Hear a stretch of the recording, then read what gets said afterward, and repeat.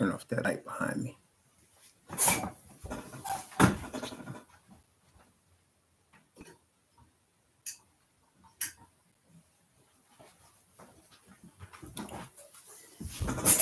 Oh, right, that's better. All right. Shabbat Shalom and greetings to the 12 tribes of Israel who are scattered according to Bible prophecy into the four corners of the earth, and who will soon be gathered together with Messiah in the kingdom that he is going to soon establish. Greetings. And greetings to the bride among them, the 144,000, who are the Levites from the 12 tribes, ordained to bring a final warning, to call out the chosen ones from Babylon. Greetings. And to the Gentiles, who, according to the foreknowledge of the Father, have received this message of the truth of the Israelite people and of the Hebrew Messiah, and have received the perfect righteousness of the Messiah through faith. Greetings.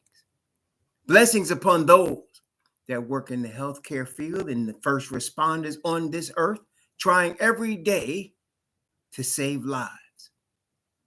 Blessings upon those that do the menial and humble task of picking up garbage for us in an attempt to keep streets and sidewalks and highways and parks clean.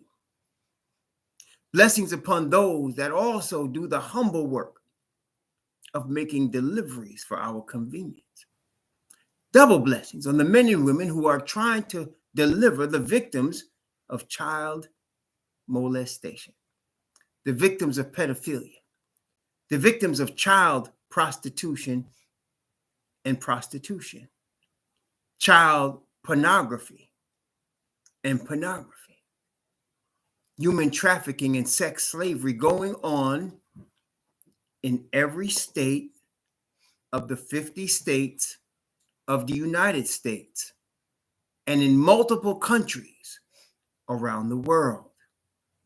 And curses and double curses from the Most High on the souls of the perpetrators, the perverts, and the profiteers who traffic in human misery for money and perverted pleasure. Finally, blessings upon those that are homeless, nearly 600,000 men, women, and children in the United States without a roof over their head today, and millions around the world in similar or worse conditions, and blessings upon them, for theirs is the kingdom. Greetings to the chat, Chaplain Lewis, Brother Sadak, Brother Yakoba Ban Israel, Sister Heavenly Garden, Brother Heavenly Garden, Naviska 23, Arkawan Ban Ya and fam, Isha Shama, also Maturity Approach, Azariah Ban Israel, DQ, Sister Wade, Sister Listen to Your Body and Others.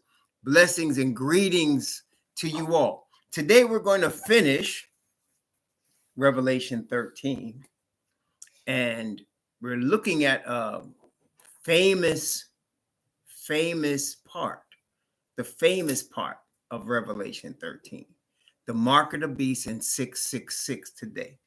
Now, before we get started, it's passages like this why I'm always saying, oh, Bathaman, I didn't see you. Let me not forget Bathaman, my long-term helper, along with Sister Isha. They've been helping me since I was at SDA. More than 20 years? Has it been, Bathaman? Almost 20 years. If it's not 20 years, it's close. It's something like 18 years, 15 years, something like that. It's been a long time. She's been helping me and you know, administrating rooms for me and stuff. This goes back to when we used to have this same Bible study when I was SDA on. They started on Yahoo, right? Remember that? Started on Yahoo, and then we went from Yahoo to something else, and then we went to Power Talk, and now we went to there was a Google Hangouts, and now we're on YouTube. It's been a long time. Been a long time. And I went down to Texas and baptized Barthelman in the project building, in the pool. Remember that, Barthelman? It was 113 degrees or something like that. Went up to upstate New York and baptized Isha and her husband in a hotel pool in some small town upstate. Yeah, I remember that. Been a minute, right? Praise the Most High. Praise the Most High. I've been blessed with the faithfulness of those two sisters. Please, I tell you all to read this book. Now, to tell you how strong the brainwashing is, the mass brainwashing. The Bible says plainly.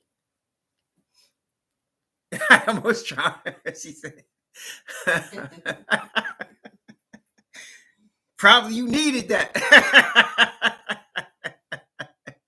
The Bible says plainly, though, that the devil deceiveth the whole world. And part of that deception is controlling the mind of human beings. Okay? Deceiving, beguiling, controlling the mind of the human beings. Now, to show you the example of that, you guys are bear witness. Everything that we have taught in all of our Bible studies come from the Bible. And I also use historical facts that are commonly held and understood along with the Bible to verify certain waymarks in the Bible, right? By the way, by the grace of the Most High, I just finished this week the 19th reading, and now we're starting the 20th year reading this book through. And I am barely scratching the surface of what it says after reading it through 19 times from Genesis to Revelation. I'm barely scratching the surface of what it says. And so we go through this book, right? This is the only book we use. Y'all bear witness. It's the only book we use. Okay? The only one. And we go through it piece by piece. Y'all bear witness. We have studied whole books together, have we not? We studied Deuteronomy together, right? Jeremiah, Isaiah, Ezekiel, Zechariah, Zephaniah. We studied Joel together. We studied Gospel of John, Romans, Ephesians, Galatians. We studied all those books together. Okay? And so we study these books, right? And we get Bible evidence for everything that we believe in the mouth of what we say now, in the mouth of 2 or 3 witnesses. Let every word be established in the mouth of 2 or 3 witnesses, right? So what does that mean? That means if we want to establish a doctrine in the Bible, we have 2 or 3 different Hebrew Israelite prophets, because all of the prophets in the Bible are Hebrew Israelites. And so we get 2 or 3 different ones. In other words, I won't use Paul in Romans and Paul in Ephesians. That's just one witness, Paul. I won't use Moses in Deuteronomy and Moses in Leviticus because that's just Moses. No. We got to get 2 or 3 different witnesses. So we might use Moses, Jeremiah, Isaiah, or Ezekiel. We might use David, right? We might use, we use 2 or 3 different witnesses. Okay, I said all that. And I'm going to tell you right now, okay? After we go through this Bible and we go through Revelation 13 and we talk and we study everything in there, when we get to 666, all of a sudden there's going to be all these theories come up. That's what happens, man. I've done this a long time. All of a sudden, all these theories start coming up. No, this is what it is. No, this is what it is. No, it's a chip. No, it's a computer. No. And we would have gone through all this. That's how strong the brainwashing is. Okay, that's how strong it is. And that's why the power of Yah's spirit of perfect righteousness is what it is in terms of the greatest power available on planet Earth is the Spirit, the Holy Ghost from the Father. There's no power on the earth like that. Because that power is able to break brainwashing. Okay? because all of us have been deceived. There's no exceptions. If all have sinned and come short of the glory of Yah, and the Bible say all the world wanders after the beast, and he deceiveth the whole world, brothers and sisters, that would include you and me.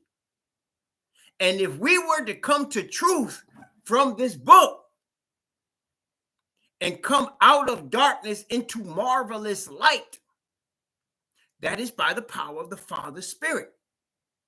If it wasn't for that, we couldn't do it.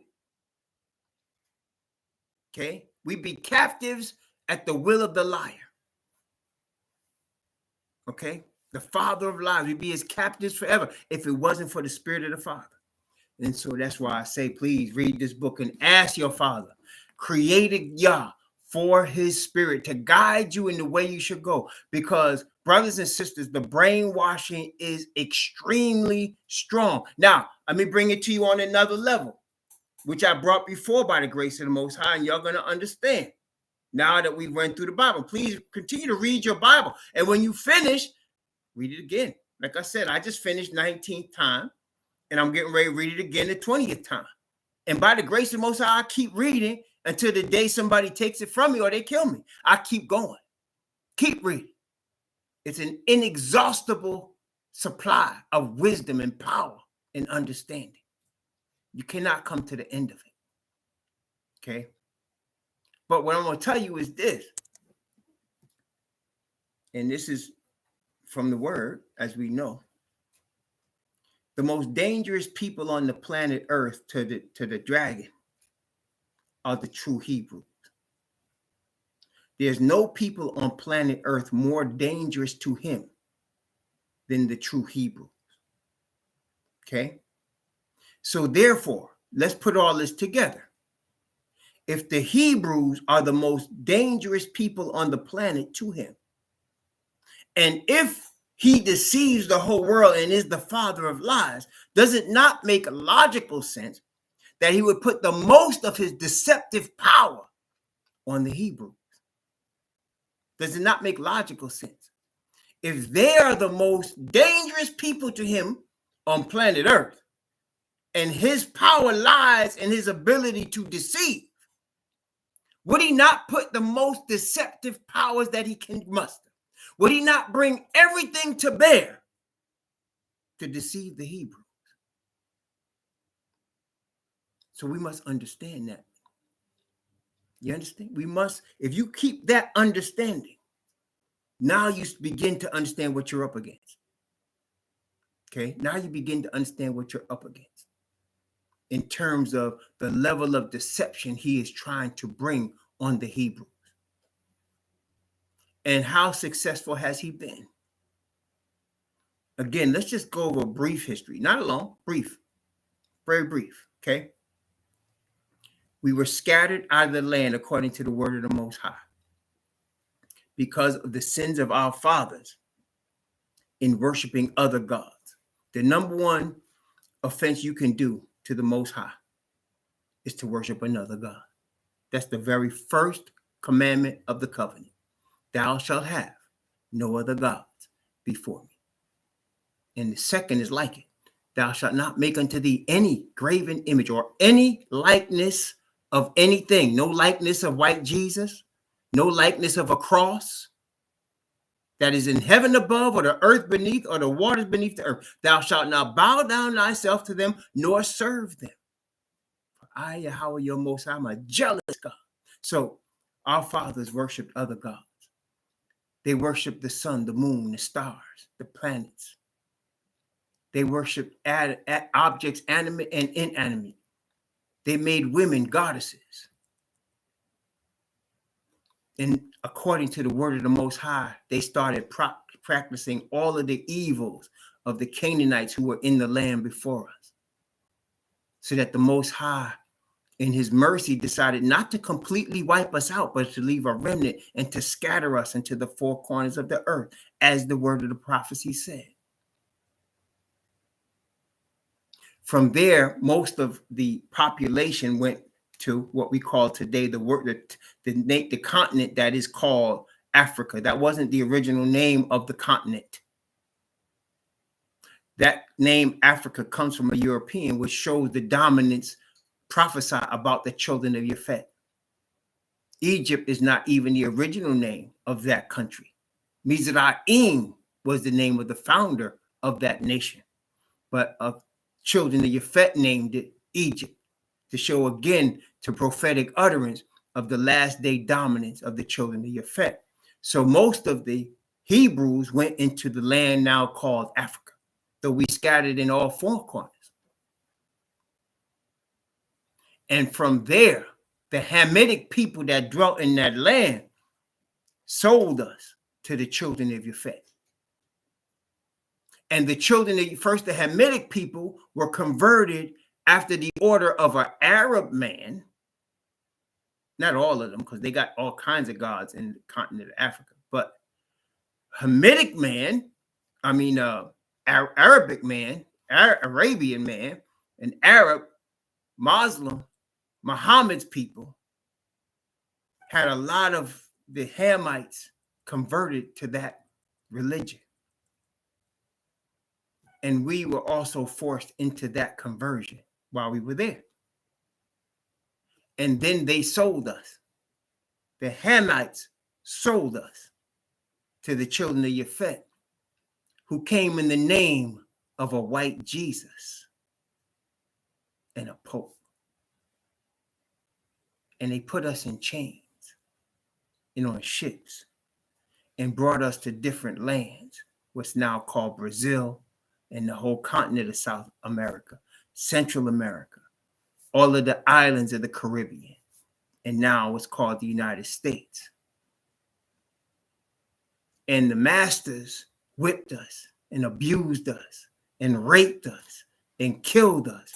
They particularly put this on the males, who they are most scared of. And then they forced on us Christianity, made us to eat pork and unclean things and to worship a cross. And we stayed in this position for multiple centuries. That's the history. So that when some of these chains came off, we still clung to the religions of the people that kidnapped us, that castrated us, that raped us. We didn't know any better. We didn't even know our name anymore, because they took our name and changed them. They changed our names to the names of the people that owned us. And we still carry those names. And as prophesied, the children of Yafet have created a Babylonian-style system after the order of the Hamitic people of ancient times. They've stolen all of the language and all of the knowledge from those people, and then they put their own name on it and say they discovered it. And they do that with everything they have done in these last days, because it is prophesied by the word of the Most High that they would have those things. And so you can get a little glimpse of the depth of the brainwashing the Hebrews have went through. So to this day, they will cling to their pork. They will cling to the wooden cross of the white Jesus. They will hang his pictures in their house, and they will fight you for him. To this day, they will cling to Muhammad, who castrated our men and raped our women in the East. They will bow 5 times to the pile of bricks in Saudi Arabia, and they will kill you for him. That's the depth of the brainwashing we have suffered. And that is also the power of Father's righteousness to cause us to now awaken to who we really are. That is no other power that did that for us but our Father Yah, as prophesied in his word, as we have went over. And someone would say, well, this King James Bible, this is a white man's Bible. This is a white man's Bible. White man wrote that book. No. You have to remember, we just went over a couple of principles that I'm sure might have escaped you. What are the principles? Did I not say that the children of Yafet stole knowledge and then said they discovered it? Did I say that? Is that true? Did they steal knowledge and then claimed to have discovered it? Did I not say that? So what does that have to do with this Bible? Hebrew men, Hebrew Israelite men, descendants of Abraham, Isaac, and Jacob, the chosen people, were given the words of this book. And Caucasian people discovered it. And because it was prophesied that they would dominate in this last days, from the days of Messiah, you have had the majority of the earth speaking the language of Yafet. When Messiah walked the earth, what were the languages they spoke? Latin and Greek. Yaphetic languages. Okay? Those are Germanic languages. Being that we're in the last days, what language do they speak? Spanish and English. Those are Yaphetic languages. So what did Yah do? They stole the knowledge and they put it in this book. And even when they translated it, they didn't understand what they were translating. They did not understand. They didn't even know Yah's true name or how to say it. But the Hebrews would know. Why? Because they're the only people on planet Earth called by his name.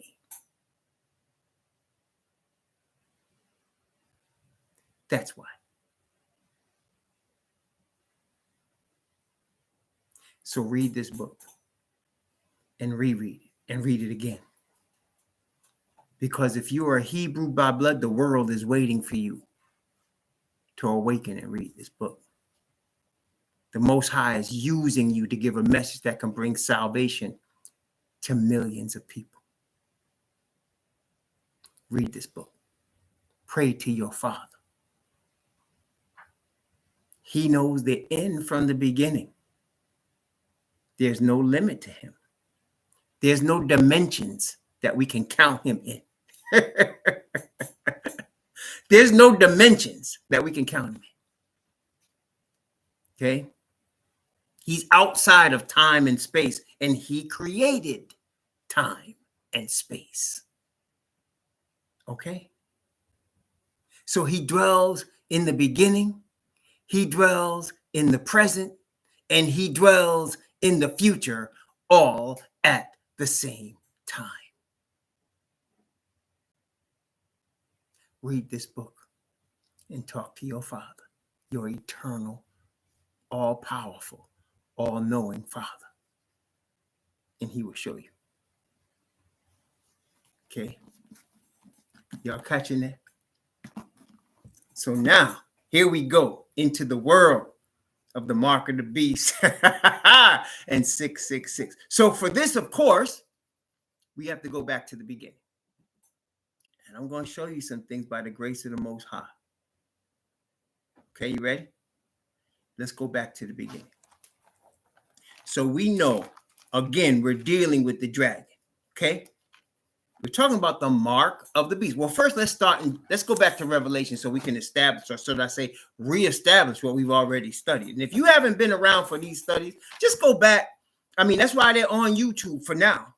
And I'm going to tell you straight. I mean, eventually YouTube gonna take them down. I'm just saying, you know what I mean? I'm trying to be real with you. They're gonna take them down. Okay. Eventually, they're gonna catch up. I've done, over the years, literally hundreds of videos on the Bible, hundreds in my YouTube channel. There's hundreds of them there. There might even be over 1,000 of them there, but there's so many, nobody has time to read all of that. But I'm gonna tell you eventually what's going to happen in the next few years.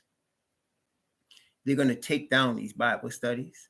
They're going to take the Bible away from me and anybody teaching like me. They're going to arrest us. That's coming. And I'm really dependent, as I'm telling y'all to be dependent. Read the Bible, because at that time, whatever you have read, the Most High himself will bring it from your heart. You may not remember it consciously, but it's there. And when you need it, he'll bring it. He has shown me that. When you need it, he will bring it. All right? But you have to read it.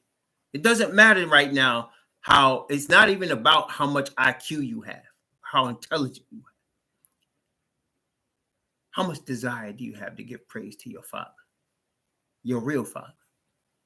How much desire do you have to uplift him, your Creator on this earth, above all? That's all that matters. Okay? It was 2,000 baht a month. See, I knew it was a lot, but I didn't realize. I didn't realize how many, but there's a lot. But so, read your Bible, and we're going to go through these studies, what we have right here. Okay. Let's start in Revelation 13. Before we go back to the beginning, let's start in Revelation 13. And let's begin with the beast, because the dragon's crown jewel is the beast. It's the crown jewel of the dragon's deceptive power. Okay, it's the crown jewel. So let's take a look again. Revelation chapter 13 from verse 1 down to verse, let's go from verse 1 down to verse 4, from 1 to 4. Just the beginning, what we've already studied, just to understand where we're coming from when we go down in this. And now we're going to start back now, Revelation 13:11. But let's go here from 1 to 4 to get the basis of where we started. Okay. And again, I want to just express what I've said before is Revelation 13 is the end result of everything the devil is doing. It's the point he got to with Nimrod. Remember when he got to Nimrod, they were building the Tower of Babel. He had the whole then known world under his power, and he was worshipped like a god. They said Nimrod, the mighty hunter before Yahweh. In other words, he was worshipped like a god, and he founded nations. And those nations' knowledge were far in advance of anything that anybody would know about for multiple centuries and even millennia. Okay. And they got to the point where the whole world was going to be worshiping Nimrod and the sun god. And that's when the speech was confused. And here in Revelation 13, this beast is at that same point. All of these centuries and millennium, Satan's been working to get to Revelation 13, verse 1. And he's there. The only thing stopping him from completing the work that he wants to do on the planet Earth, as we know, is the sealing of the 144,000. Because even though he seems to have control of everything, one thing, he doesn't control this earth the way he thinks he does. Because as long as the 144,000 and the true awakening Hebrews are on the planet, he doesn't have complete control. And that's what he wants. And that's where we're here. Okay. So Revelation 13 shows you this completed image, this completed work, this beast, this government. And then the rest of the chapter shows you how it got to that point. Revelation 14 begins with the completed work of the kingdom of Messiah and his bride, the 144,000. And then it shows you how they got there and what happened. And then you go from there to Revelation 15, where Messiah's triumph is seen on the sea of glass. And what happens once that part of the story is unfolding when we are standing on the sea of glass in triumph. There's some other things that unfold, and that's Revelation 16. Okay, that's Revelation 16. And so that's how this is played out here. So here you're going to see this completed work, and you're going to see how it came to pass. So Revelation chapter 13, beginning at verse 1 and reading down to verse 4. And I stood upon the sand of the sea and saw a beast rise up out of the sea, having 7 heads and 10 horns, and upon his horns 10 crowns, and upon his heads the name of blasphemy. And the beast which I saw was like unto a leopard, and his feet were as the feet of a bear, and his mouth as the mouth of a lion. And the dragon gave him his power and his seat and great authority. And I saw one of his heads, as it were, wounded to death, and his deadly wound was healed. And all the world wondered after the beast. And they worshiped the dragon, which gave power unto the beast. And they worshiped the beast, saying, who is like unto the beast? Who is able to make war with him? So you have a beast in the Bible represents a country, a nation. And I also want to point this out. My wife and I were just talking about this tonight. In the book of Revelation, there is 2 beasts, types of beasts.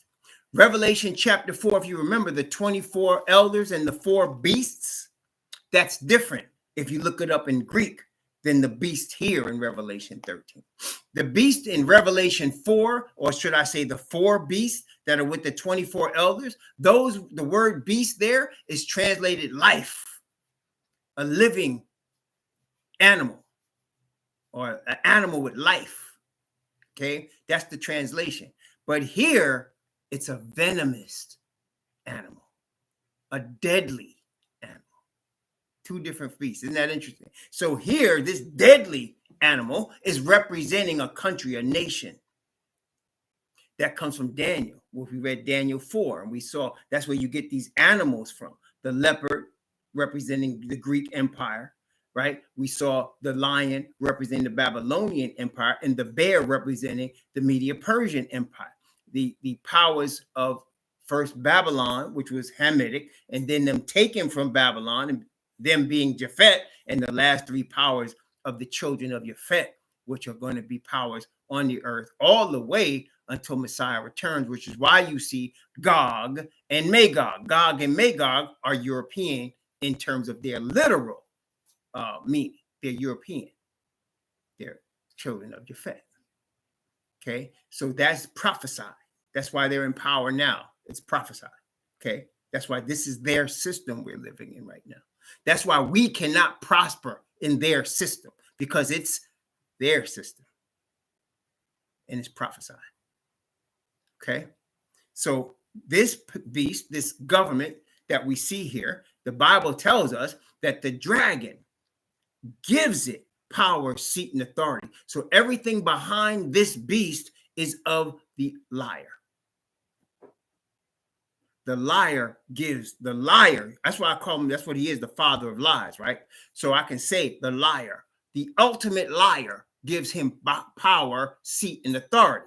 The ultimate liar is what established this beast. Satan is the father of lies. The dragon is Satan, according to the word of the Most High. And the great dragon was cast out, verse 9 of chapter 12. That old serpent called the devil and Satan, which deceiveth the whole world, he was cast into the earth, and his angels were cast out with him. So the dragon is the devil. The devil is, according to Messiah's word, the father of lies. So therefore, the liar, the ultimate liar, gives power, seat, and authority to this world power that we're looking at. And the Bible says all the world wonders after the beast. And verse 4, and they worship the dragon. Listen carefully now. The whole world is worshiping the great liar. I know you don't think of yourself as worshiping the liar, but we're going to show you from the word why you are, and you may not know it. Nobody really knows it. That's why it's deception. Did Eve know what she was doing when she took that fruit? Did she realize what she was doing? No, she didn't. She said after it. She said, the serpent beguiled me, tricked me, and I did eat. serpent and dragon are synonymous. When you look up the word serpent, you will see dragon. When you look up the word dragon, you will see serpent. It's a snake. The great red dragon. The great red serpent. The serpent tempted Eve. The dragon tempted Eve. It's the same. He is the father, the originator, the ultimate liar. And he has the world worshiping him, which also tells you what you see. This whole system that we live in is based on a big, fat lie. The entire system that we live in is based on a big, fat lie. That's according to the word. These truths are difficult to receive when you don't understand what you're dealing with. But once you receive them, your eyes will be open. Which is why I guarantee you everything you see in media. Every time you see media, national media, world media, they're lying to you. There's always a lie behind it. Every politician you ever see, I don't care how sincere they look, they're lying to you. The most successful politicians are the most successful liars. And the greatest liars are not afraid to put truth in front of you because they can hide the lies in plain sight. Okay, so here, this great beast, it receives power and authority on a world stage, all the world. When it says all the world, that's what it is. All the earth is deceived and is under the power and authority of this beast. And it's a religious power. How do I know it's a religious power? What did it say? Verse 4. And they worshiped the dragon. Now, remember, I gave some of your homework last Sabbath. You remember? I said, how many times in Revelation 13 do you see the word worship in one form or another? Right? Multiple times. Because that's what this is about. Worship. Ultimately, the liar wants you to worship him. Thank you, Mark. There you go. Ultimately, the liar wants you to worship him. That was the whole problem with him. He wanted to be a god. Brings us now to Genesis. His first and most important doctrine is that not only is he a god, but he can make you into a god. And that's a central theme in everything the liar does. He turns entities and businesses and men into gods. Okay? Why do you think the people he exalts the most on this planet are called what? They're called stars. Are they not? They're called stars. You think that's by accident? Okay? That's the central theme. One of his main doctrines. Man can be God. Genesis chapter 3. Genesis chapter 3.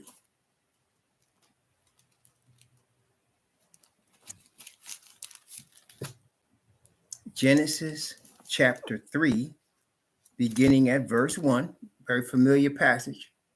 Genesis 3, beginning at verse 1. Now the serpent was more subtle than any beast of the field which Yahweh Most High had made.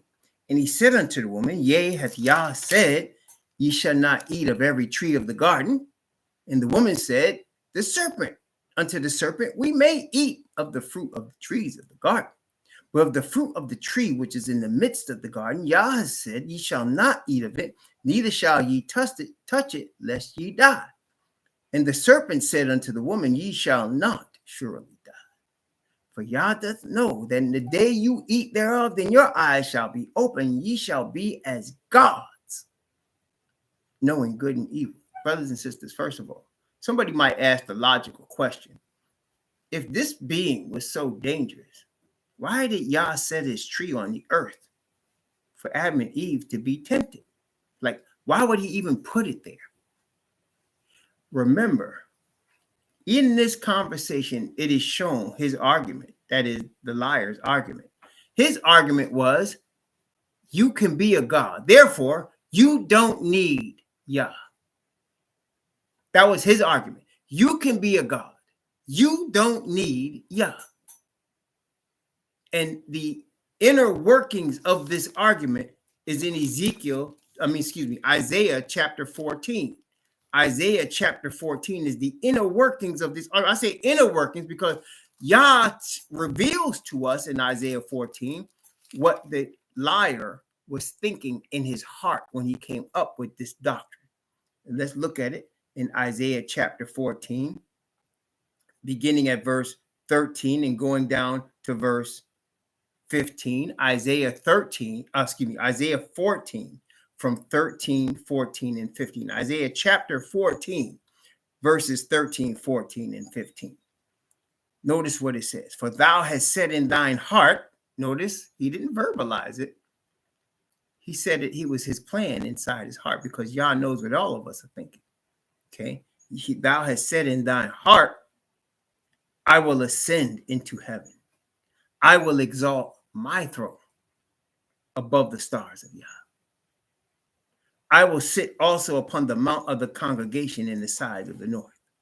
I will ascend above the heights of the clouds. I will be like the Most High. Yet thou shalt be brought down to hell, to the sides of the pit. So you can see in his heart, and this is the thing, y'all will understand it if I put it this way.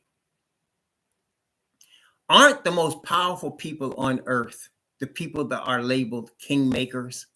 Like the people that are behind the scenes that put people in power.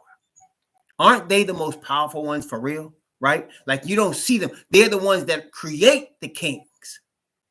Those are called kingmakers, right?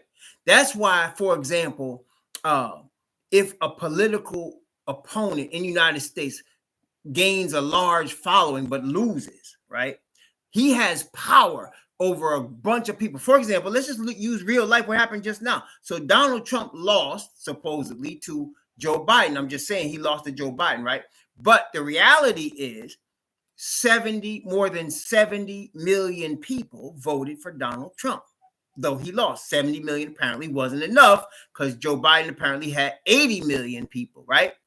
So 70 million people are believing in Donald Trump. Therefore, he has authority with 70 million people. So therefore, if he says, I like this person in this state, he is going to have authority of the people that want to vote in that state over. So he's a kingmaker now.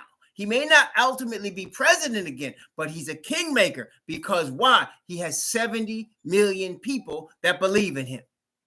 Does that make sense? Even if he's not in the majority, he has 70 million people that will do what he says. Okay? That's the devil. So he did not win the majority of the angels. The Bible says a third of them. But he has authority over that third. And he used that to come to the earth and bring the doctrine of making kings. That's what I'm going to make you a God. He becomes the kingmaker. Now, that's why you have he calls all the people that are under his authority that he makes famous and rich. He calls them what? Stars. And what did he just say? I'm going to be what? Above the stars. Isn't that what we just read? Thou hast said in thy heart, I will exalt my throne above the stars of Yah. Yes, he is the ultimate influencer, the ultimate one. Okay, among whom all other influencers bow, the highest level influencers. And he teaches people to be gods like that. Okay, and they're mostly the rich and the powerful. They're rich and the powerful. Okay, so he has said he is going to set his throne above the stars. He creates the stars, and then, of course, because they're following his doctrine as man is God, and he's above them, he's the ultimate God. Does that, you're following it? That's what we get now. Now, every institution in Babylon follows that principle. Some of them try to mask it, and that's part of the deception. But they all follow the principle. So, for example, we talk about Christianity. And I told y'all in this book right here, how the Bible does it is it describes things. Okay, it describes things. It doesn't necessarily give it a name. For example, we read Daniel chapter 2 and Daniel chapter 7 and Daniel chapter 8.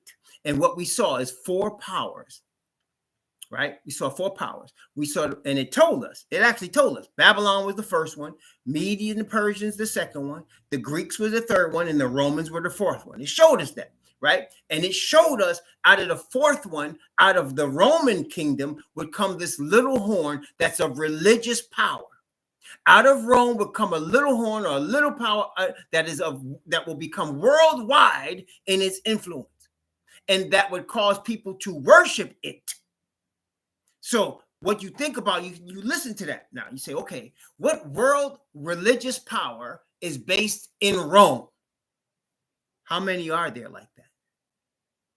There's only one. See, that's how the Bible does it. It will give you all of these hints so that there's only one that fits the description.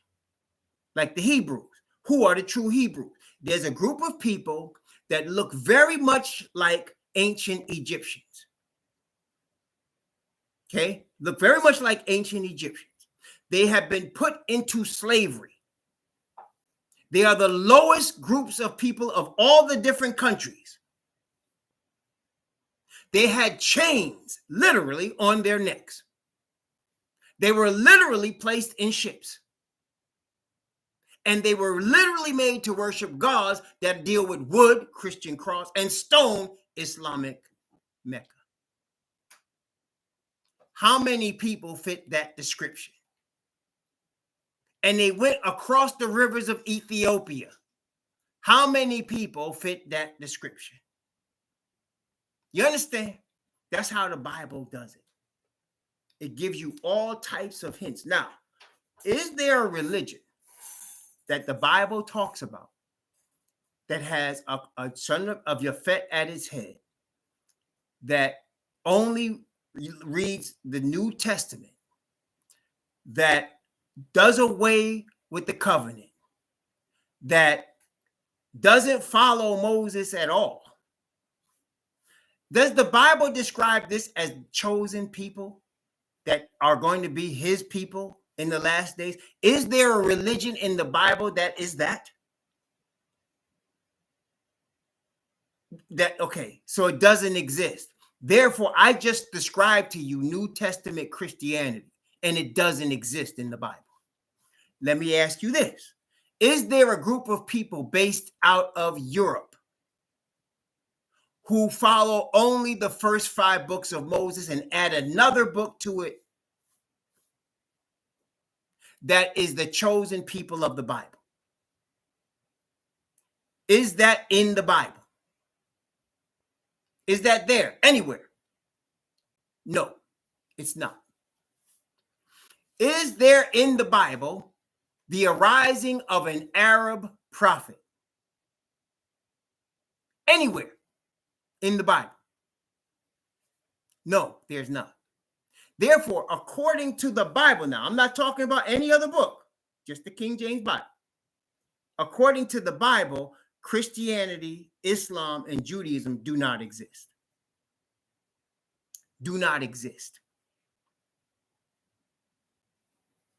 But is there in the Bible a group of people that are mistaken for Egyptians, that were actually placed in slavery, that went across the rivers of Ethiopia, that had chains on their necks, that were enslaved and sold by Hamitic, according to Joel, Hamitic and Japhetic people? Does that exist in the Bible? Yes, it does. So it just described the so-called African Americans, the so-called Negro. It just described you. And what does it say about you? It says, is there a movement now underfoot where African Americans are now changing their name and awakening to who they really are? Doesn't it say that in Isaiah chapter 44? That they will surname themselves after Israel? Is that happening? And I can't tell you, I've met so many people that are doing it and didn't realize it was in the Bible. Didn't realize that was in the Bible. That what they were doing was biblical prophecy. You see? So brothers and sisters, that's how the Bible does things. So now we can surmise, we could say with confidence that Christianity, Islam, and Judaism do not exist in the King James Bible. Now, they may exist in the Quran, obviously. They may exist in the Talmud, right? They may exist if you take the New Testament and use that alone and twist the words. They may take, then they exist. But if you read from Genesis to Revelation of the King James Bible, those three religions don't exist. Did Abraham ever create his own religion? Did he do that? Did he say, I'm going to found a religion? I'm going to make a new religion and my children are going to follow this religion I just made up. Did he do that? He never did that. Not in this Bible. He never did that. Okay. So again, people can believe whatever they want to. I'm not denying anybody's right to believe whatever you want to. Believe whatever you want to. But if you're going to tell me this is your book, that this is the book you're going to follow, those things are not here. Those things are not in this book. Okay. So now, Satan creates his religion. What's his religion? Man can be God. That's the first thing he taught Eve in the garden. You're not going to die, but you're going to be a God. And isn't that the theme today in entertainment? We want our stars to live forever. People are still buying posters of Elvis Presley and Marilyn Monroe. Been dead for generations because they want the stars to live forever. That is why you get boxers that can't stop. Muhammad Ali should have quit when he beat George Foreman. He won the title in 1964, and then he regained the title in another great upset to an equal. Like he beat Sonny Liston, considered among many unbeatable, and then he beat George Foreman 10 years later. He should have stopped there, but he couldn't stop. Why? Because he wanted that star to stay up in the air until he couldn't talk anymore and his brain was wasted. And that's just an example. It happens all the time because we never want our stars to die. Okay? A person dies every day by murder in the United States. And they're horrible crimes. But let one star die and everybody in the world will take notice. Am I lying or not? Forget die. Let a star be slapped in the face. And everybody in the world will take notice. Here we have a situation where children are being raped by adult males.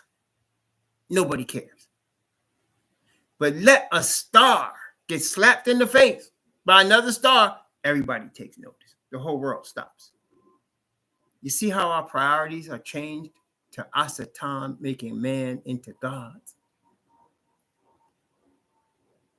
Okay. Now, back to Revelation 13. Back to Revelation 13. So now you see, man, wait a minute. Before we go there, one more place we got to stop in Genesis. Genesis chapter, we know Genesis chapter 1. I'm going to go Genesis chapter 1 and Genesis chapter 3. So we know Genesis chapter 1. Genesis 1, beginning at verse 24 and going down to verse 31. Genesis chapter 1 from 24 to 31. And Yah said, let the earth bring forth the living creature after his kind, cattle and creeping thing and beast of the earth after his kind, and it was so. And Yah made the beast of the earth after his kind, and the cattle after their kind, and everything that creepeth upon the earth after his kind. And Yah saw that it was good. And Yah said, let us make man in our image. That is Messiah and Father Yah. Let us make man in our image, after our likeness. And let them have dominion over the fish of the sea, and over the fowl of the air, and over the cattle, and over all the earth, and over every creeping thing that creepeth upon the earth. So Yah created man in his own image. In the image of Yah created he him, male and female created he them. And Yah blessed them. And Yah said unto them, be fruitful and multiply and replenish the earth and subdue it and have dominion over the fish of the sea and over the fowl of the air and over every living thing that moveth upon the earth. And Yah said, behold, I have given you every herb bearing seed, which is upon the face of all the earth, and every tree in the which is the fruit of a tree yielding seed, to you it shall be for meat, and to every beast of the earth, and to every fowl of the air, and to every living thing that creepeth upon the earth, wherein there is life, I have given every green herb for meat. And it was so. And Yah saw everything that he had made, and behold, it was very good. And the evening and the morning were the sixth day. 6 is the key thing here. So he made man on the sixth day. Satan promised man, who was made on the sixth day, that he can be what? A God. Man was made on the sixth day. Therefore, 6 is man's number. You understand that? 6 is man's number. Genesis chapter 3, verse 22. Genesis 3:22.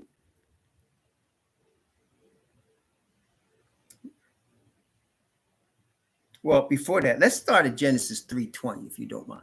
I'm going to read from verse 20 down to verse 24. That gives us a clearer picture of the entire situation here. Genesis 3 from verse 20 to verse 24. Notice what it says. And Adam called his wife's name Eve, because she was the mother of all living. Now watch verse 21. It's very interesting, verse 21. Unto Adam also and to his wife did Yahweh Most High make coats of skins and clothe them. Why do I say that's important and interesting? Because Adam tried to clothe himself after he sinned with fig leaves. Remember that? He tried to cover himself with fig leaves. He realized he was naked. Why? Because the light that was covering him, that he was born with from Yah, the light of perfect righteousness. Yah is light, and in him is no darkness at all. That light covered him, and now it was gone. And he was naked. And he knew he was naked. No more light around him. And he tried to cover himself with fig leaves. But the Most High covered him with skins. How would you get skins of an animal to cover Adam? Where would you get skins from of an animal to cover a man? Where would you get those skins? How would you obtain them? Well, to get the skin of an animal, you need to kill an animal. Does that make sense to you? So an animal was killed and its skins were used to cover Adam and Eve's nakedness. What did we just see there? An example of the seed of the woman that would crush the serpent's head. Father gave them covering to cover their nakedness. And he sacrificed an animal to show them. Amazing, isn't it? That's the gospel right there. People would just pass right over that. I used to, until the Most High showed, but that's it. He covered, they tried to cover themselves, man is God. And he said, no, that's not good enough. He killed an animal and he used the skins to cover their nakedness. That shows, not only does it show the salvation of the Most High, it also shows the repentance of Adam and Eve. They could not be covered unless they were what? Repentant.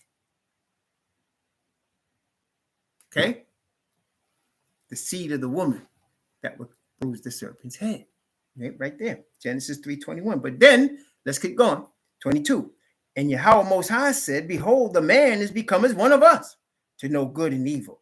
And now, lest he put forth his hand and take also of the tree of life and eat and live forever. Therefore, Yahweh Most High sent him forth from the Garden of Eden to till the ground from whence he was taken. So he drove out the man, and he placed at the east of the Garden of Eden cherubim and a flaming sword, which turned every way to keep the way of the tree of life. So nobody was able to go near the tree of life, because if you would, your head would get cut off, including Adam. And so he had to drive him from the garden. Why? Because the studied plan, obviously, now that we see the whole plan, was to make man think he was a god and then have him eat of the tree of life. That was the plan. To make man think he was a god and then have him eat of the tree of life. That's what the devil wanted. Okay? That's what he wanted. Isn't that what a good liar and thief does? Uses things he does not own to create things he does and tricks the mind to do that? That's what he did. So now you have the doctrine of man as God. You have now Asatan now ruling the earth. Why? Adam just gave Asatan his authority. He said, let man have dominion, right? So man can still have dominion, but that dominion is now under the power of the liar, which is why the earth is in the shambles that it's in right now and will continue so until Redeemer comes, Yahweh's son, Mashiach. Okay, so now Revelation 13. Now we go back to Revelation 13. We saw the beast. We saw that the dragon gave him power, seat, and authority, and the world wonders after this man-made organization that believe that man is God. And we talked about now all religious organizations on planet Earth are man-based, except Yah. Again, I know people are going to have a hard time with this, which is why I must, before we go there, I must give you the 2 or 3 witnesses, right? I must give you the 2 or 3 witnesses to show you what I'm showing you here. So I can't just say it because people think I'm crazy, right? So let me just show you the 2 or 3 witnesses. There's only one God on the earth, and he's only chosen one people. He hasn't chosen everybody. Okay? First, I'm going to give you 3 witnesses. I'm going to give you Moses. I'm going to give you David. I'm going to give you Amos. I'm going to give you 3 witnesses. The mouth of 2 or 3 witnesses, let every word be established, right? So let me give you 3 witnesses for what I'm about to tell you, which I told you was there's only one chosen people, and there's only one true God, and he's only showing himself to that one chosen people. Okay? Deuteronomy, beginning chapter 7, Deuteronomy chapter 7, beginning of verse 6, Deuteronomy 7, verse 6, and go down to verse 8. We're going to make this short and sweet so we can get to Revelation 13. Deuteronomy 7, verse 6, 7, and 8. Deuteronomy 7, verses 6, 7, and 8. For thou art a holy people unto Yahweh thy Most High. Yahweh thy Most High hath chosen thee to be a special people unto himself, above all people that are upon the face of the earth. Did I just say that, or did the Bible say that? Yahweh did not set his love upon you, nor choose you, because you were more in number than any people, for ye were the fewest of all people. But because Yahweh loved you, and because he would keep the oath which he had sworn unto your fathers, hath Yahweh brought you out with a mighty hand and redeemed you out of the house of bondmen from the hand of Pharaoh, king of Egypt. So he says he chose one people above all people upon the earth. I didn't say that. The Bible said that. Okay, you can't accuse me of making that up because I just read it from the scriptures. And we're talking about only following the scriptures. Now let's go to David in Psalm 147. Psalm 147.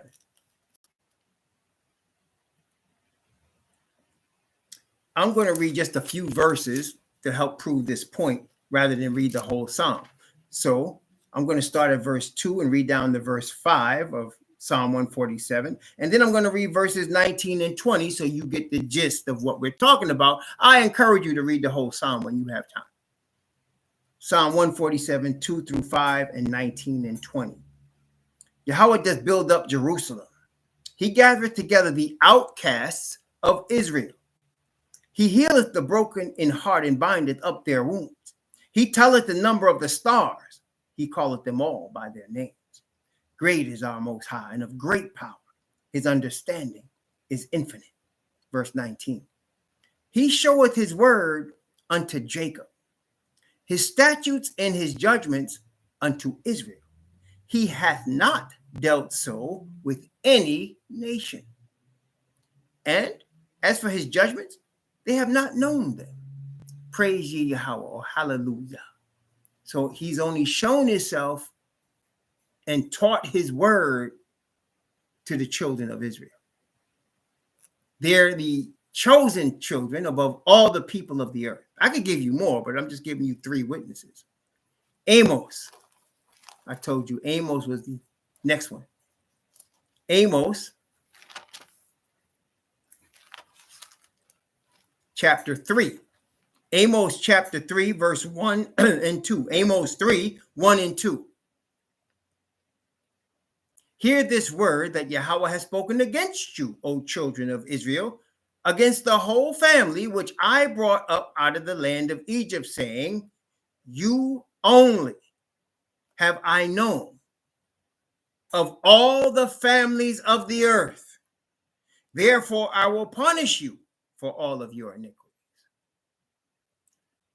He has not shown his statutes and judgments to any other people. He has only chosen one people. He has not known any other. Therefore, there's only one true nation that belongs to the only one true God, according to this book. Now, somebody might ask, what about the Gentiles? Does he love the Gentiles? He sent his Hebrew prophets to the Gentiles to teach the Gentiles about the Hebrew Messiah, so that those that receive the Hebrew Messiah would be part of the commonwealth of the chosen people. They would be grafted into the olive tree that represents the chosen people, those that receive the Hebrew Messiah from the Hebrews. Now, in today's age, nobody considers Messiah a Hebrew Messiah. He is a Caucasian man, and the whole world is supposed to worship him. He's a Caucasian man born on December 25th with 3 dudes there. And his mother's a Caucasian woman, not a Hebrew. They changed his identity. They changed his belief. They changed his God. It's not the Hebrew Messiah. The Hebrew Messiah only knows one people. And those that follow him will be like the wise men that came from the east for real when they said, where is he that is born King of the Jews? For we have seen his star in the east and are come to worship him. King of the Jews, they labeled him, because they knew who he was and they knew what people he was coming from. Now his people are not in Jerusalem anymore. They're scattered throughout the earth, according to slavery. But they're still his chosen people. He has not forgotten them, ever. The Bible shows us that. So now all of the religions of the earth that are not of the true Hebrews are false gods and man-made religions and man-based religions, according to what we just read. Now, if I'd have just said that to you before showing you the scriptures, you thought I was crazy. Some of y'all still going to think I'm crazy, even though I just showed you the scriptures. Don't argue with me. Argue with the Bible. Because I'm not doing anything but reading the Bible. And I gave you 3 different witnesses. And I could have gave you more.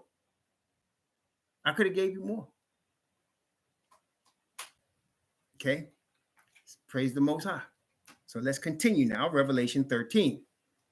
Now, we saw the beast. We read about it. And we saw the United States in prophecy over the last 3 studies that we've done, starting in Revelation chapter 13, verse 11. So now we're getting into down the alley here into the mark of the beast. Okay, so let's go here. Revelation chapter 13, verse 11. And I'm going to go from verse 11 down to verse 14. which is really the most important part of this, but most people miss it. Okay, so let's look. Revelation 13, verse 11. And I beheld another beast coming up out of the earth, and he had two horns like a lamb, and he spake as a dragon. And he exercises all the power of the first beast before him, and causes the earth and them which dwell therein to worship the first beast, whose deadly wound was healed. And he doeth great wonders, so that he maketh fire come down from heaven on the earth in the sight of men, and deceiveth them that dwell on the earth by the means of those miracles which he had power to do in the sight of the beast, saying to them that dwell on the earth that they should make an image to the beast, which had a wound by a sword and did live. You see, brother, most people's minds are drawn to focus on 666. But I want to tell you, the focus should be on the image to the beast. So let's think about this. Let's read that again. Well, no, wait. I got one more to read. Hold on. Wait. So let's look at this now. You got the beast, right? And then you got another beast that looks like a lamb, but is really a dragon. So you got the first beast that has power, seat, and authority. In other words, it was created by the dragon himself. All right? Y'all follow me so far? Then you got this second beast, this second government, country, that has a disguise. It looks like a lamb, but it's really the same dragon. So you have the dragon in both instances. The dragon's controlling both. Now, when in Revelation 14, it says he had power to do miracles, or he had power to do these things in the sight of the beast. If you look that up, sight of the beast, it's telling you the first beast is the supervisor of the second beast.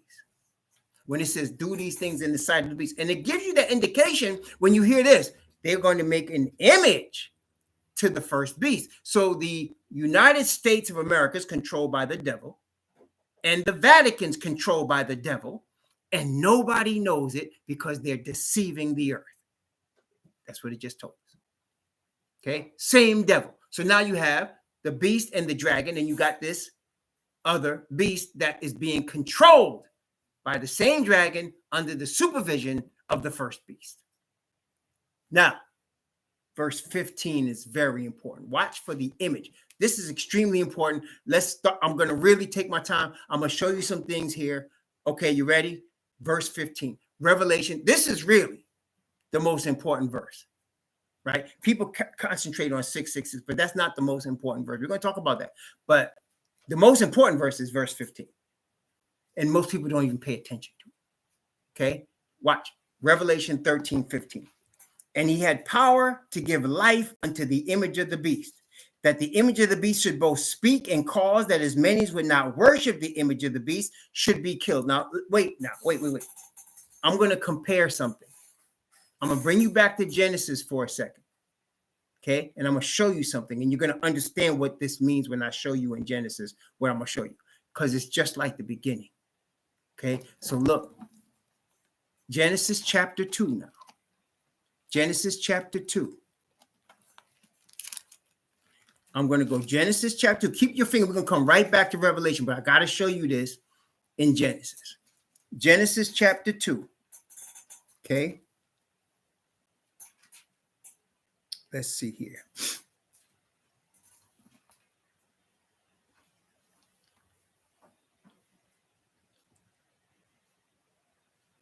Okay. Here you go. Genesis chapter 2, beginning at verse 7. Okay, watch this now. Genesis 2, beginning at verse 7. Are you ready? All right, watch now. Genesis 2, beginning of, in fact, I'm going to just read verse 7. Genesis 2:7. Okay.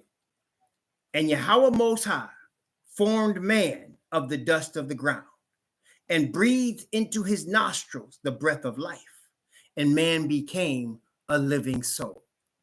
Read that one more time. Yahweh Most High formed man of the dust of the ground and breathed into his nostrils the breath of life, and man became a living soul. So you see what Yahweh did here. He made dirt, earth, right? There's 4 elements. There's earth, wind, fire, and water. Man is made up of dirt, right?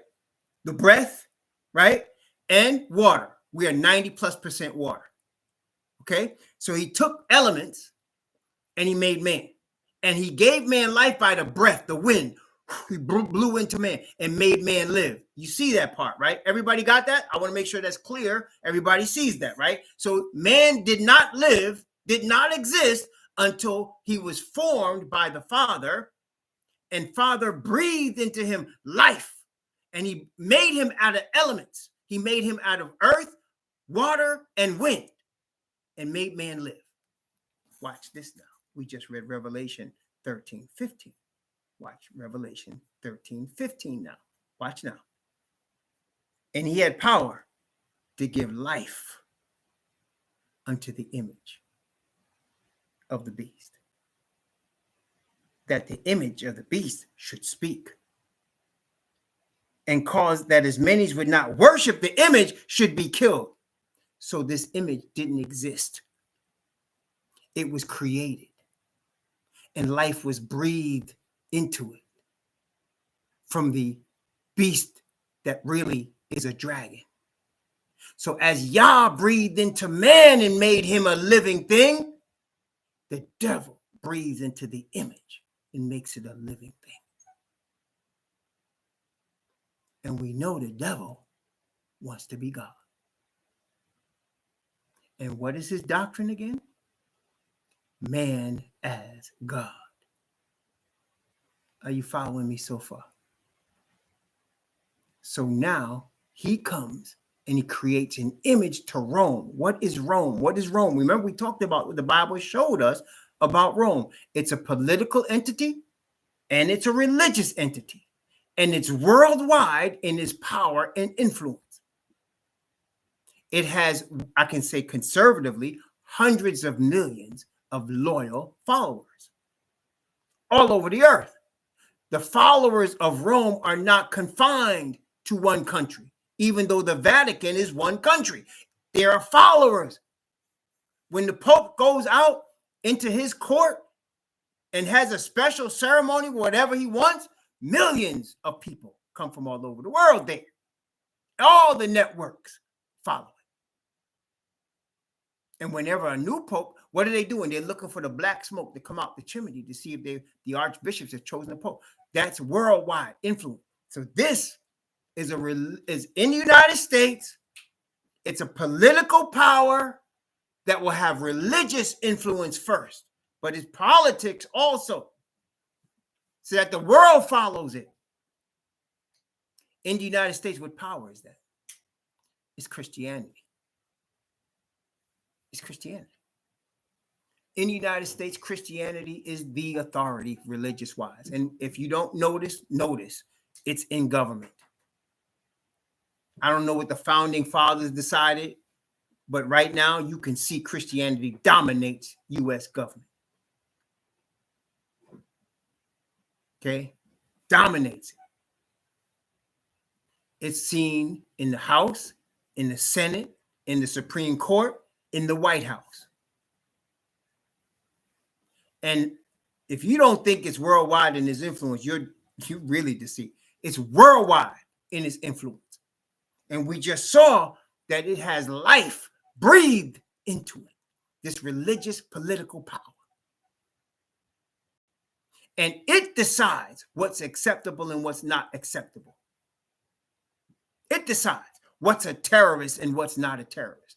For example, if I describe to you a nation that has power, that goes into other nations and kills people because it wants more power, that has gone into nations and put up governments and put down governments, that has gone into nations and took over the nation's natural resources, that has impoverished some nations and enriched others, that has power to murder leaders and nobody can say anything. That's a terrorist type situation, is it not? And yet it's not called terrorist. It's called democracy. Because it has power to tell you what is a terrorist and what's not. It has power to do what it wants to do when it wants to do it. That's the image to the beast. It's not the government itself. It's the government combined with religion. That's Rome. See, it's an image to the beast. So it has to be like the beast. It has to be worldwide in its power, religious as well as political. Can't just be political. It's both. Why do you think when Barack Obama, the rainbow-loving president, was running for president in 2008, why do you think they made a big deal of whether or not he was a Muslim? Do you remember that? They made a big deal as to whether or not he was a Muslim. Not that anything's wrong with being a Muslim, but why did they wanted to make sure he was a what? A Christian. They wanted to make sure he was a Christian. And he had to prove that he was a Christian.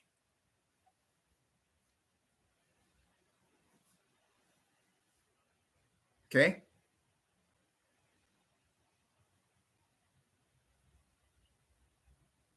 Seven of the 10 Supreme Court justices are Christians.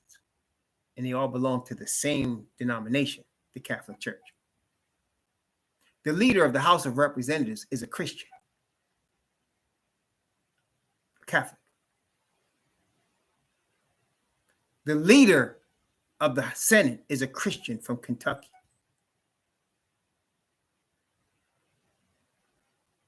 Okay? Christianity dominates. And when you're dealing with money, by the side of Christianity is Judaism. Every Federal Reserve chairman is either a Christian or an Ashkenazi. And usually they're Catholic or Ashkenazi. Lately, they've been mostly Ashkenazi. So when you're dealing with money, they're on the side of the Christian. They're not against the Christian. They're one. And in fact, they call them three Abrahamic religions. Am I lying when I say they consider Islam, Judaism, and Christianity the three so-called Abrahamic religions? Okay. Now, let's see what we have established so far. 6 is man's number. The image of the beast is brought to life by the United States of America in honor of Rome. The image of the beast is Christianity and politics combined. You see it very strongly. You got two entities running the United States. You got Democrats and Republicans. Regardless else they want to bring up, you got Democrats and Republicans. All right, right? That's what you got your choice every year for whatever office is being run. You got Democrat. Sometimes you get an independent, but it's usually Democrats or Republicans. And even the independents are being supported financially by either Democrats or Republicans. Democrats are your openly immoral sect. What do I mean? They're the ones that bring forth the rainbow. They're the ones that exalt women above men. They're the ones that are so-called liberal, right? They're the ones that will speak against racism but don't want black people in their neighborhood. Right? They're the ones in the North. Do you know redlining was started by liberals in the North? It wasn't started in the South. Redlining was started in the North, in Minnesota of all places. Okay? And so that's where you get that from, the liberals. That's the Democrats.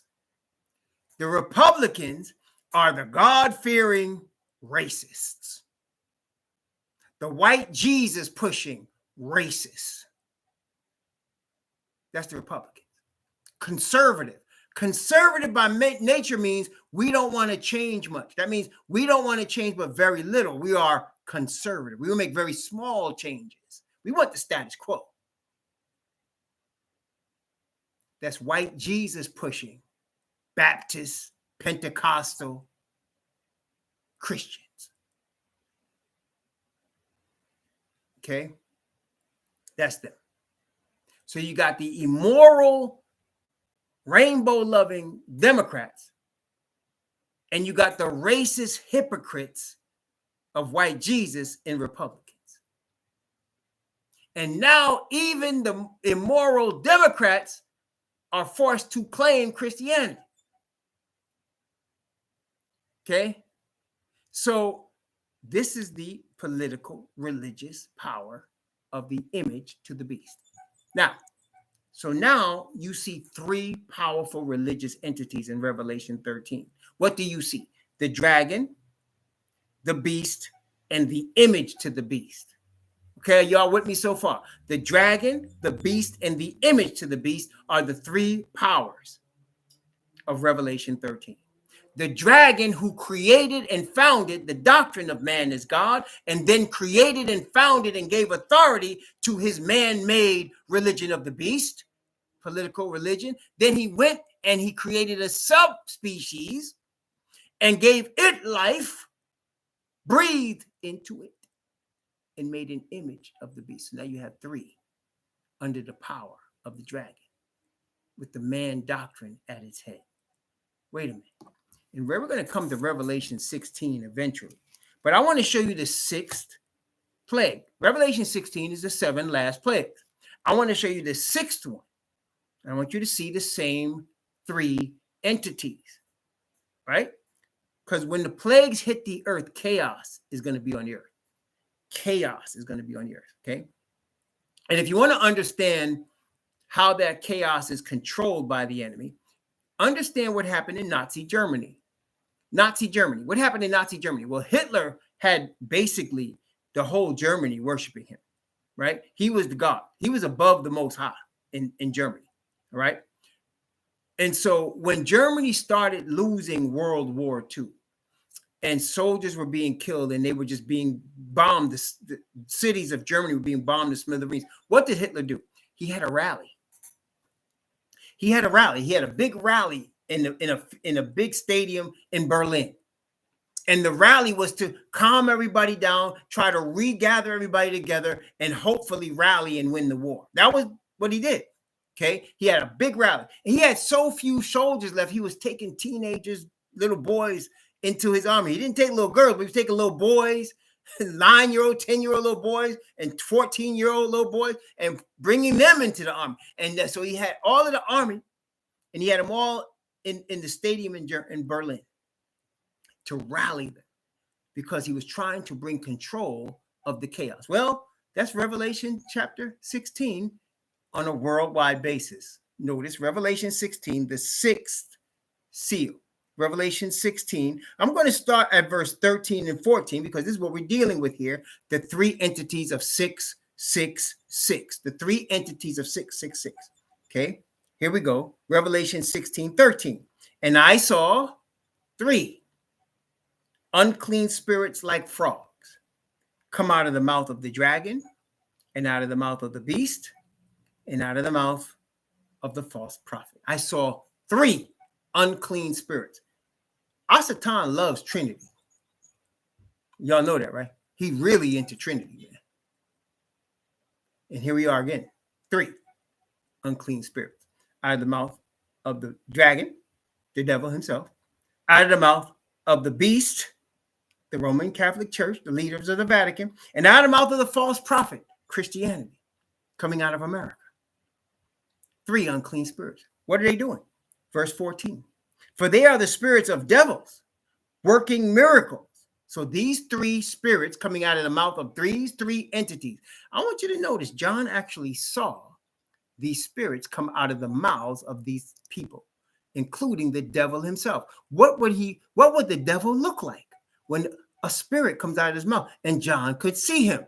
What would he actually have to look like? What did Messiah tell us was going to happen in the last days before he returned? That they would be rising what? A false Messiah who's going to deceive people. Who does that sound like? Here you have it. The dragon, the beast, and the false prophet. Satan at that time is going to appear to be Messiah. And he's going to deceive everyone that's not sealed. Okay? The beast, the dragon, and the false prophet. The Catholic Church, well, the devil, the Catholic Church, and the image to the beast. I saw three unclean spirits. What are they doing? Verse 14. They are the spirits of devils working miracles. They're going to be permitted to work miracles, which go forth into the kings of the earth and the whole world. Wait a minute. These three have influence over the whole world, just like we just saw in Revelation 13, because it's the same people. Okay? The whole earth, the earth and the whole world, to gather them to battle of that great day of Al Shaddai. So they get the whole world, rally the world in the midst of all of these plagues, to get them assured, to rally them together so that they can beat this. Okay? Beast the dragon. Also, Revelation chapter 19. Revelation chapter 19. Let's read verse 20. Revelation 19, verse 20 and 21. Notice what it says. This is the return of Messiah after the wedding. We're going to talk about that later, but after the wedding, this is the return of Messiah. Revelation chapter 19, verse 20 and 21. And the beast was taken, and with him the false prophet, 2 of the 3. Notice what it said here again. And the beast was taken. The word taken means captured. And with him the false prophet, which wrought miracles before him, with which he deceiveth them that received the mark of the beast, and them that worshipped his image. These both were cast alive into a lake of fire, burning with brimstone. And the remnant were slain by the sword of him that sat upon the horse, which sword proceeded out of his mouth, and all the fowls were filled with their flesh. So the leaders of the false religions of Christianity and Catholicism are captured and thrown in a lake of fire. Not the dragon yet. He comes later in the second resurrection. Let's see. Verse 10 of Revelation chapter 20. We're just giving you highlights of what we're going to read later. But Revelation 20, verse 10. Where's the dragon at? Notice, and the devil that deceived them was cast into the lake of fire and brimstone, where the beast and the false prophet are. So there's your 3 again. The beast, the dragon, the false prophet. The 6, and the 6. Man-made religion. Man as God challenging the only true God. You understand? So the threefold union of Catholicism, Christianity, which is the offshoot of Catholicism, and the devil himself. The threefold union of these entities that all are man-made religion power combined with political power. That's your 666. And the image of the beast is made in the honor of the beast, who is given power, seat, and authority by the dragon. It's man as God on a worldwide basis in religion and politics. That's why it says the mark of the beast, or the number of his name, or the name of the beast. So you're either in those 3 Abrahamic religions. There it is, 3 again. You're in the 3 Abrahamic religions, or you work directly for the honor and glory of Rome. That's the forehead. That means you are dedicated. You are sealed in the spirit of the devil, working for Rome. The spirit of deception.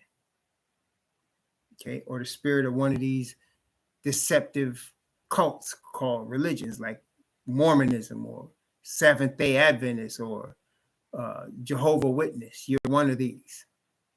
And you're pushing it, understanding it's a lie to deceive people. Not the poor fools that get caught up in it looking for truth. That happens all the time. I'm talking about the leadership.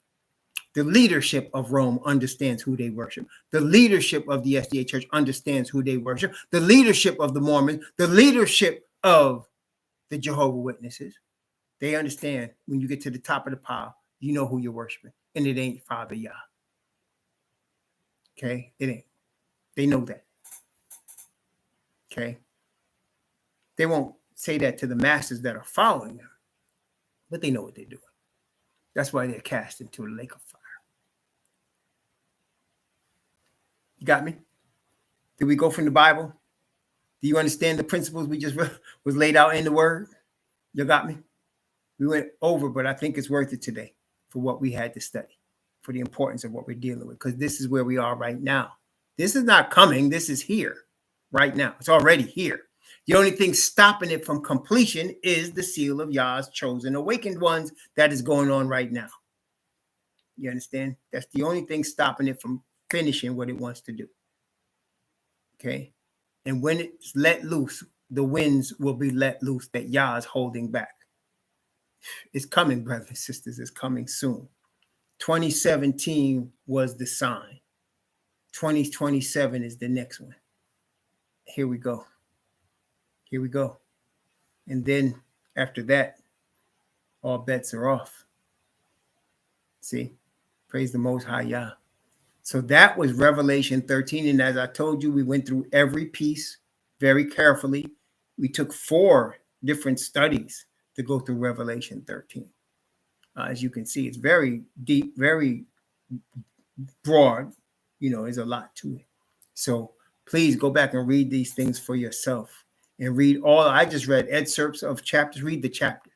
Read them for yourself and let the Most High guide you.